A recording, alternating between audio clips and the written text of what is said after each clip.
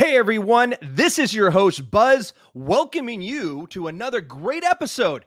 Today, I want to address the 100-pound gorilla we all see coming.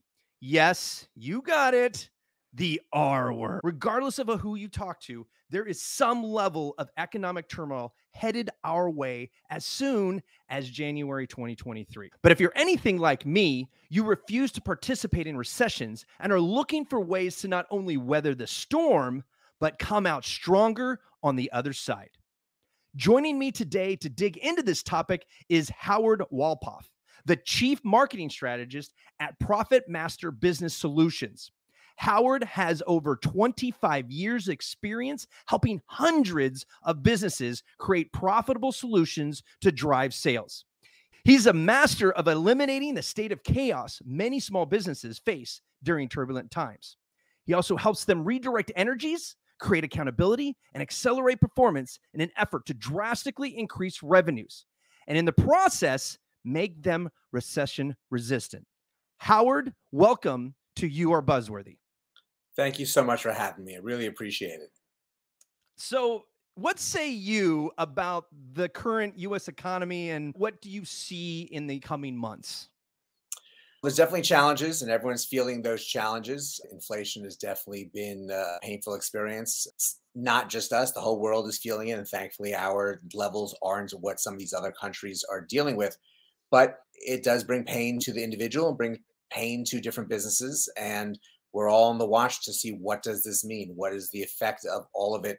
And the pieces that go along with it, the supply chains and the pricing that goes along with supply and demand. Jeez, And I can keep saying ugly words, but you got to be focused and be ready no matter what happens, good or bad.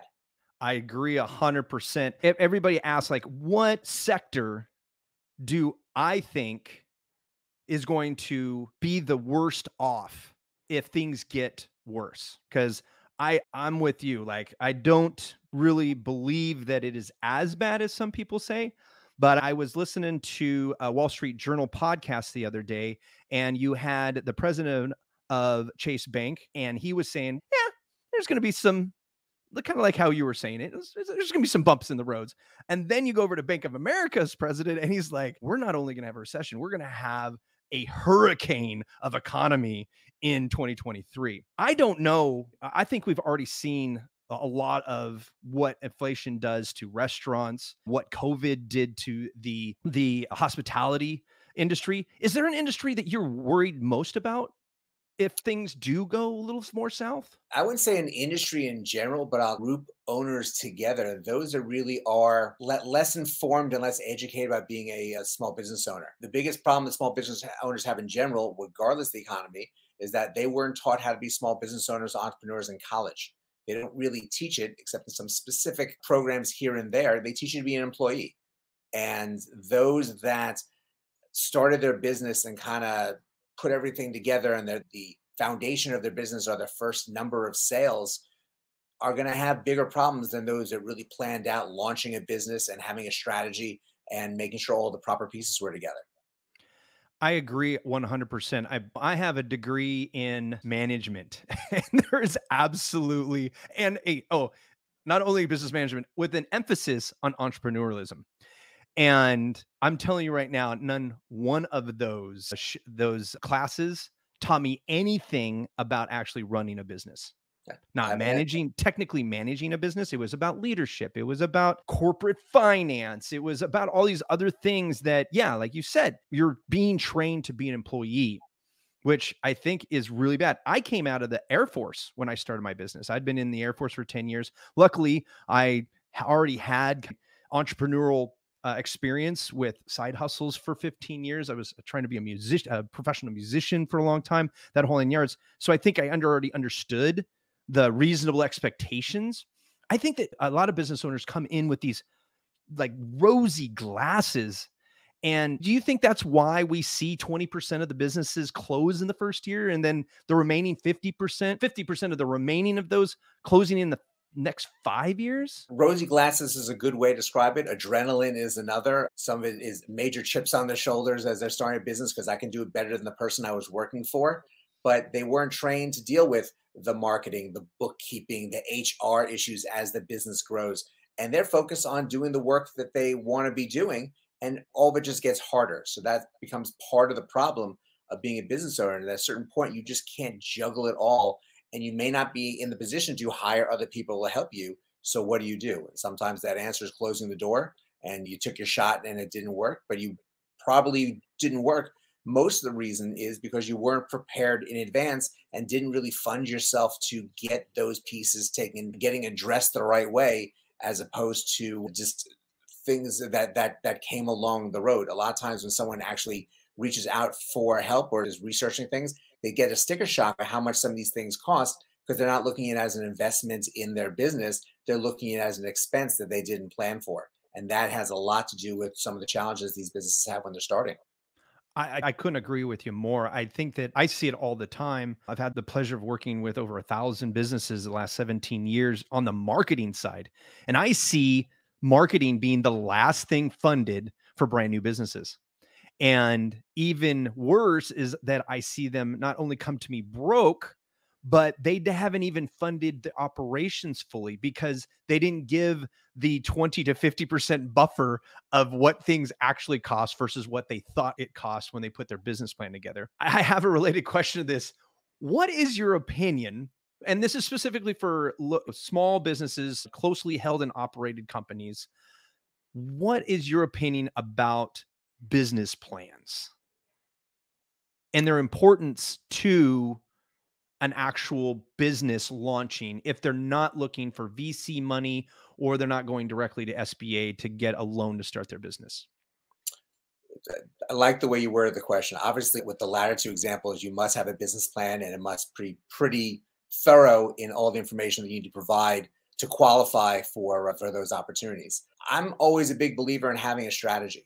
So having something, whether it's written up as a business plan, whether it is your marketing strategy, your operational strategy, something separate from that script of what you're looking for in a business plan, is very important. And it's all about the right planning. A lot of the people, again, from your answer before, there are people who thought that they can market their business by just putting posts in on a Facebook page for their company, which Oh, they don't 2008, so far long ago. they don't understand that no one goes to them, and they don't understand the algorithm. They don't understand the pieces to it. It's there just in case someone wants to look to find it. Right. And that's how I keep explaining it at this point. But that's not, you're not making your business that way. You have to find different ways to be more strategic on social media. But social media needs to be part of your entire marketing plan, including having relationships with people for referrals and having programs for your clients to help them be part of the process as well. So if somebody does take the time to slow down, let the adrenaline kind of subside a little bit, right? And then they go, okay, we've got this plan. We've got a great why we're going into business. I just had a show where I talked about you should be going into business to help people, right? And as service centric businesses, we only have two reasons to go into business. That's either to solve a problem or help people attain their dreams. Would you agree with that? I would agree for the most part, because those are really good, wholesome concepts of why people go into business. A lot of times people go into business, again, for themselves as well. How do I make more money? How do I make better time? They think there's going to be better time in their schedules for themselves. But in truth, yes, if you're not focused on them, the general public, your prospect, your client, they're going to figure that out pretty quickly. And it's not an I world, it's a they world.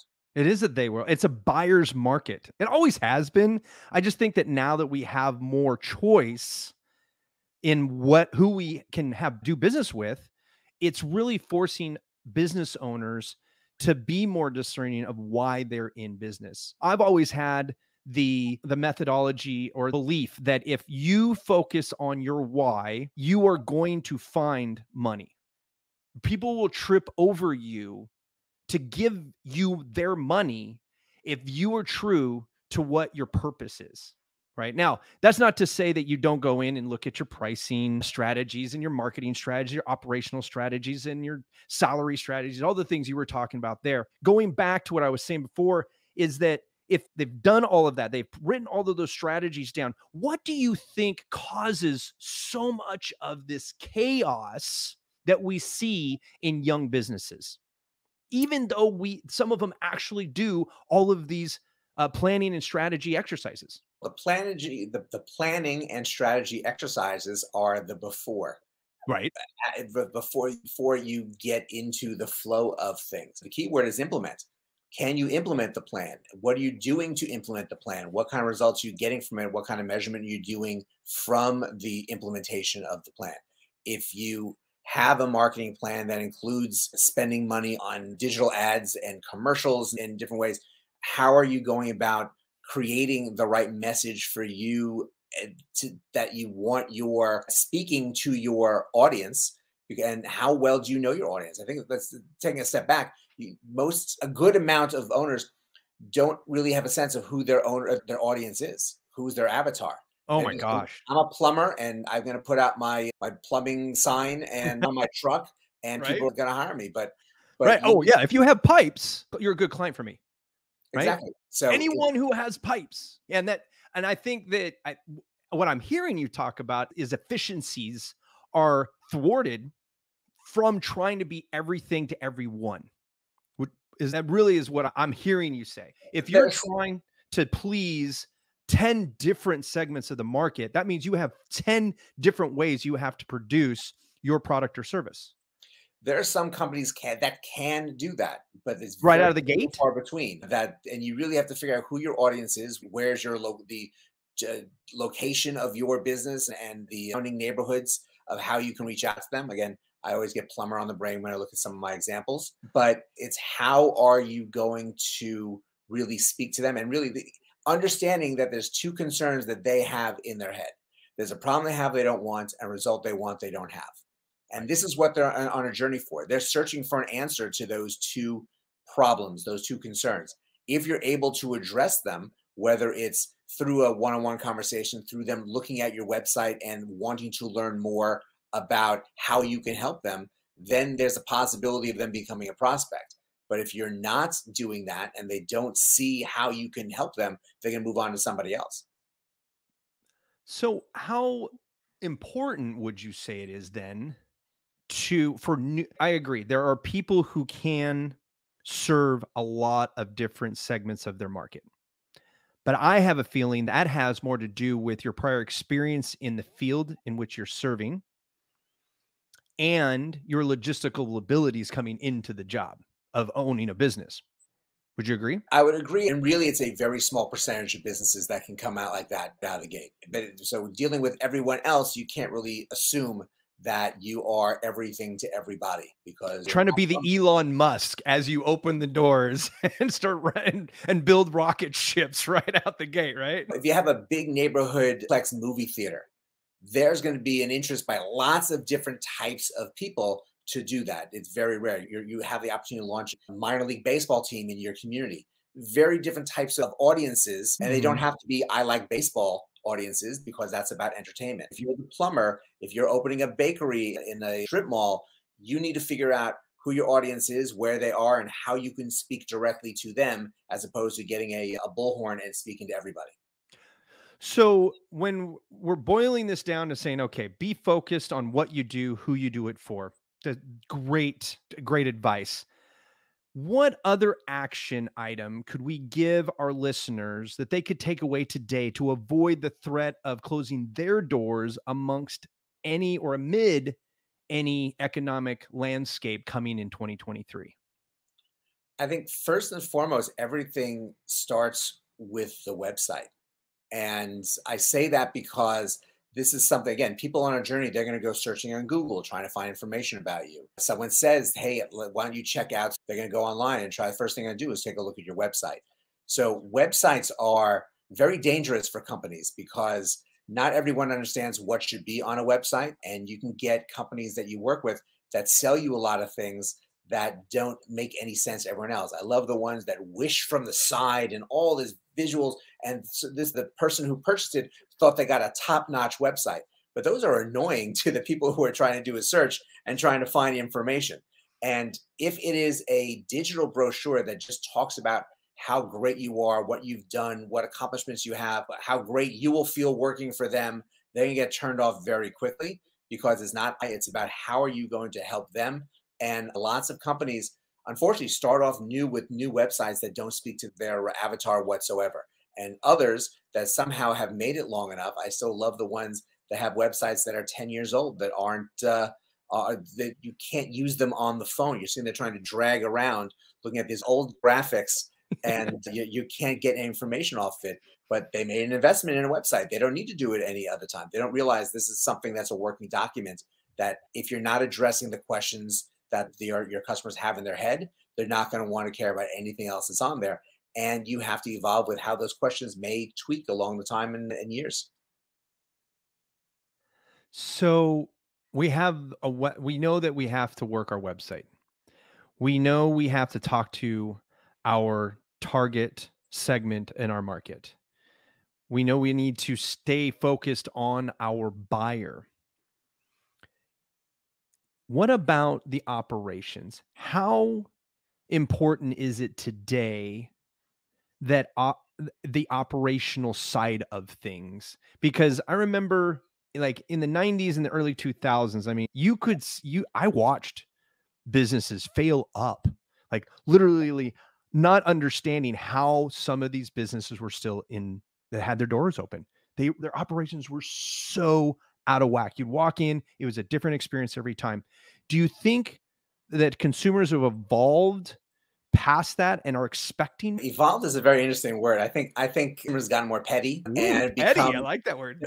they've become their own advocates in the fact that they can pull out their phone and either take video of you as things are not going the right way in their experience, or do their own little broadcast, whether it's on Facebook or TikTok or whatever, and complain about the experience and service that they had.